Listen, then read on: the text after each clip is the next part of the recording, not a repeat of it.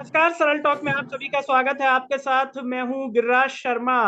पूरा देश नव दुर्गा का पर्व मना रहा है, लेकिन मध्य प्रदेश में बेरोजगार युवा इस त्योहार को मनाने के साथ साथ मध्य प्रदेश की शिवराज सरकार को जगाने के लिए, कहना चाहिए सोई हुई सरकार, बुझी हुई सरकार, जिसमें एक तरीके से जोश खत्म हो गया है काम करने का।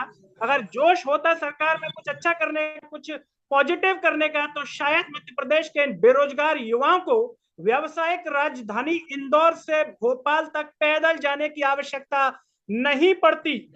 ये शर्म का विषय है मध्य प्रदेश की सरकार के लिए। इसे गर्व से नहीं देखा जा सकता कि सरकार के शासन में बेरोजगार युवा इस तरीके से परेशान है कि कोरोना का काल रहा, उसके बाद पर्व को भी वो ठीक तरीके से नहीं मना पा रहा है, और इसकी जिम्मेदार निश्चित तौर पर मध्य प्रदेश की सरकार है।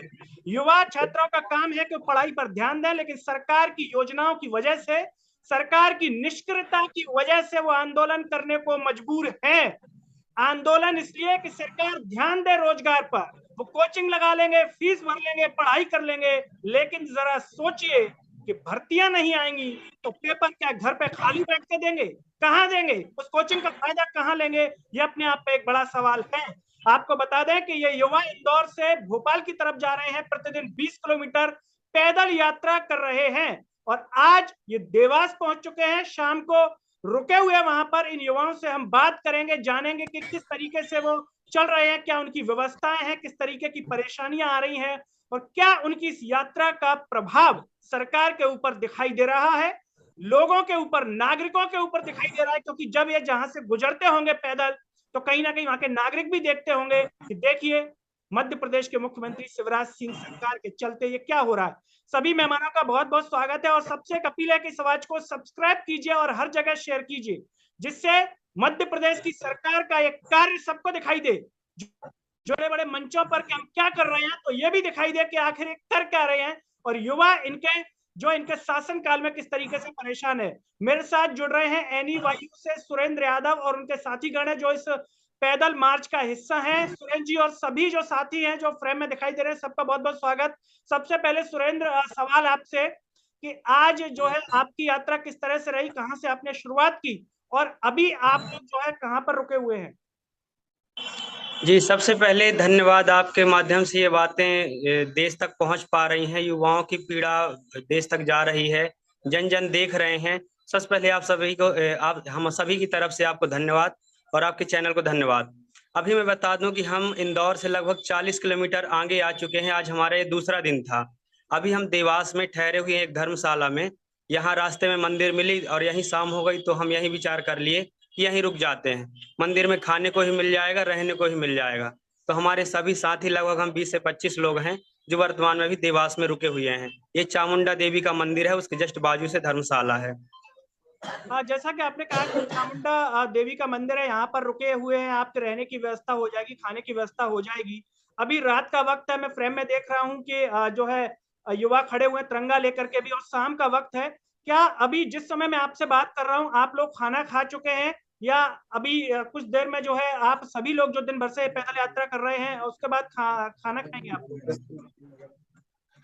अभी वर्तमान में जैसे ही हम पहुंचे लगभग आधे घंटे पहले, तो यहाँ भंडारा चल रहा था, तो हमें खिचड़ी रूप में प्रसाद मिला, जो बहुत सौभाग्य से किसी को भी मिलता है। तो चामुंडा देवी का हमें प्रसाद मिला, जो हम सुबह से लगभग ऐसा कह सकते भूखे ही थे। सुबह थोड़ा सा एक जगह चाय पिए थे, उसके बाद ये सीधे प्रसाद मिला, तो हम बहुत धन्य भी हुए, और प्रसाद से बहुत एनर्जी भी आई, आगे लड़ने के लिए, आगे चलने के लिए बहुत हिम्मत आई। लेकिन वर्तमान में अभी खाना, अभी हम कुछ देर बाद खाएंगे, अभी खाना नहीं खाए हुए हैं। जैसा कि आपने बल्कि वहाँ अभी का, कुछ थोड़ी देर से, जी, जैसा कि अभी अभी आपने कुछ देर बताया, से हमारे साथी, जी जी बोलिए जी, जी बोलिए। अब अभी कुछ देर से हमारे साथी जिक्र भी कर रहे हैं कि हम मंदिर में जाते हैं, चामुंडा देवी से भी प्रार्थना करते हैं।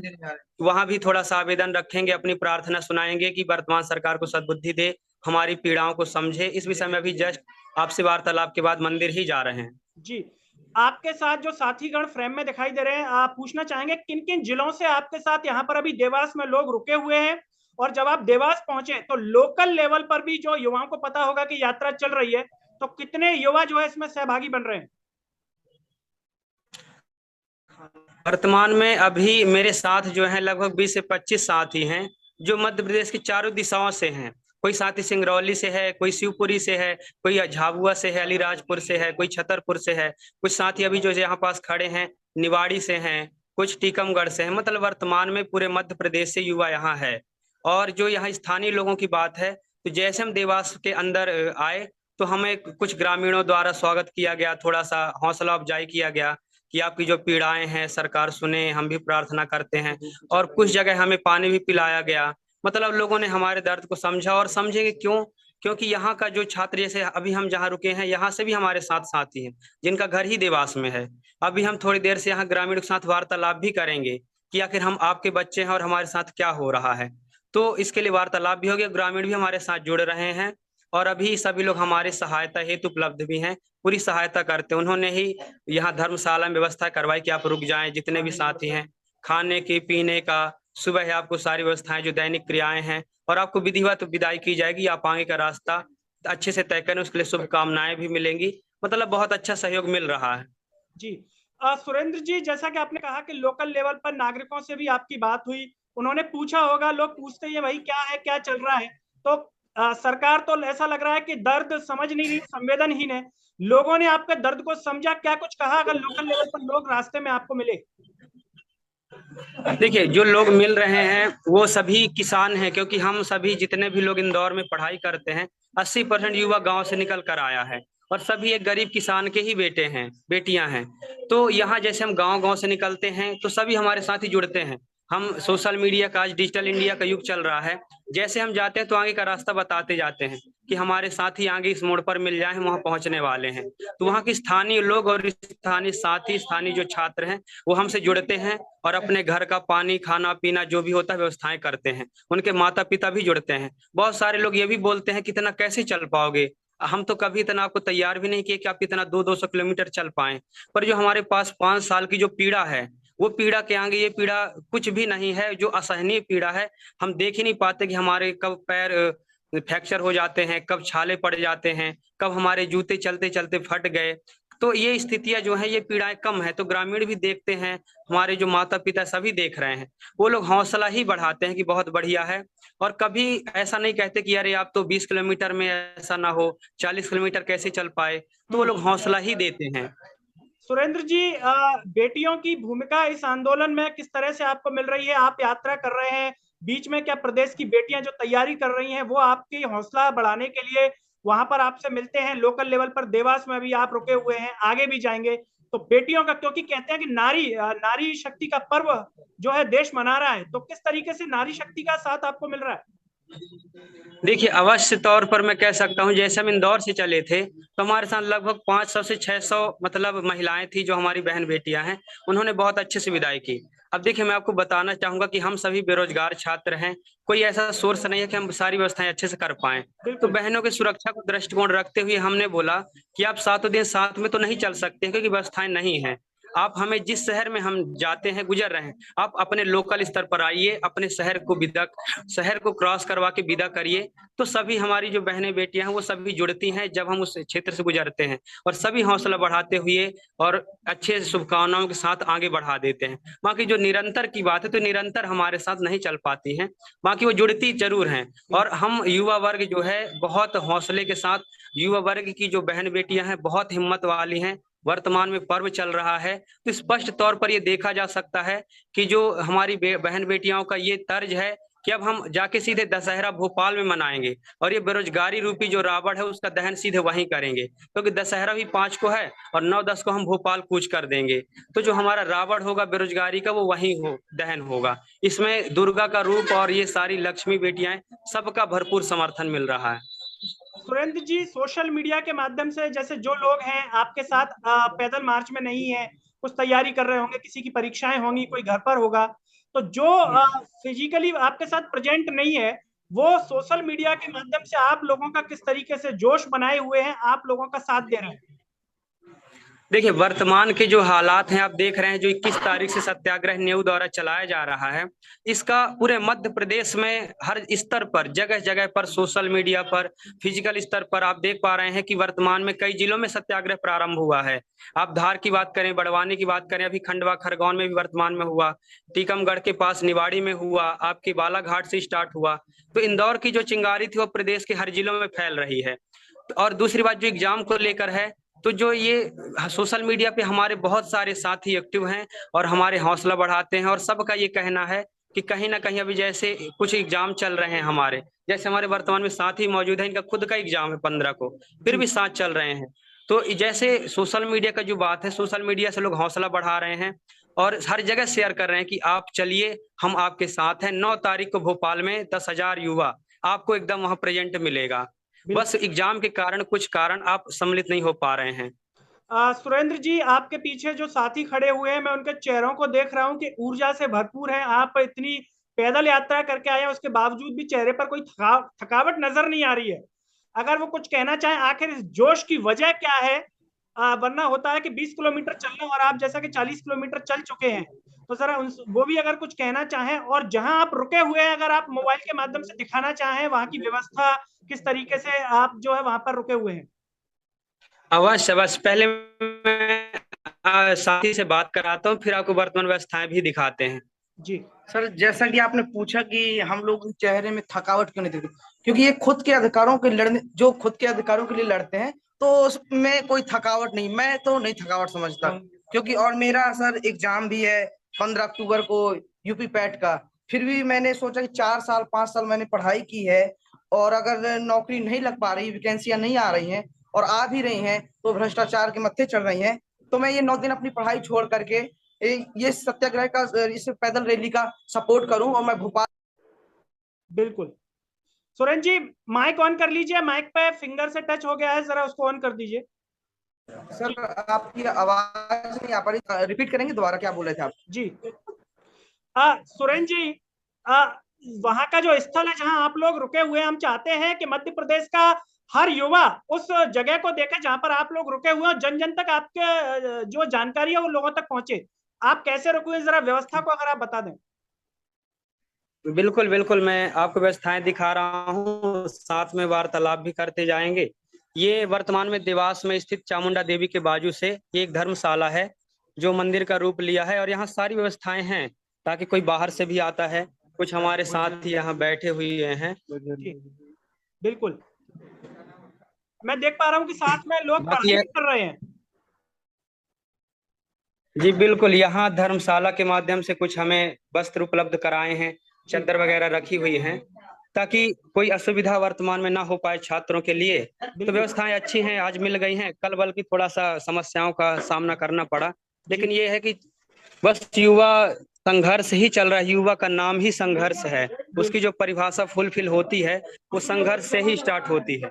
सुरेंद्र जी, जैसा कि आप लोगों की यात्रा जैसे जैसे आगे बढ़ेगी, हो सकता है किसी प्रकार का दबाव भी आप लोगों के ऊपर, या फोन किसी का कि आप लोग वापस ले लीजिए, वापस चले, इस प्रकार का कुछ आप लोगों के पास फोन कॉल्स किसी के आते हैं क्या? जी बिल्कुल, देखिए, प्रत्यक्ष रूप से सड़कों पर तो कोई ऐसा व्यवधान उत्पन्न नहीं किया जा रहा। हमारे वर्तमान में कल से इंदौर से पूरा पूरा पुलिस प्रशासन जो है वो साथ में है, सुरक्षा की दृष्टिकोण से। अभी भी देवास तक साथ में रहा प्रशासन का पूरा काफिला, और उम्मीद है पूरा यात्रा के दौरान रहेगा। लेकिन अप्रत्यक्ष रूप से जो एक इंटरनल दबाव होता है वो कहीं ना कहीं जारी है, क्योंकि वो सत्याग्रह से ही जारी था। अभी भी हमारे कुछ साथियों के पास ऐसे दबाव बनाए गए कि घर में फोन करना, रिश्तेदारों करना, स्कूल कॉलेज तक को नहीं छोड़ा गया कि आपके बच्चे वहां पैदल चल रहे हैं, उनको वापस बुला लीजिए, FIR हो जाएगा, नौकरी लगते लगते रह जाएगी।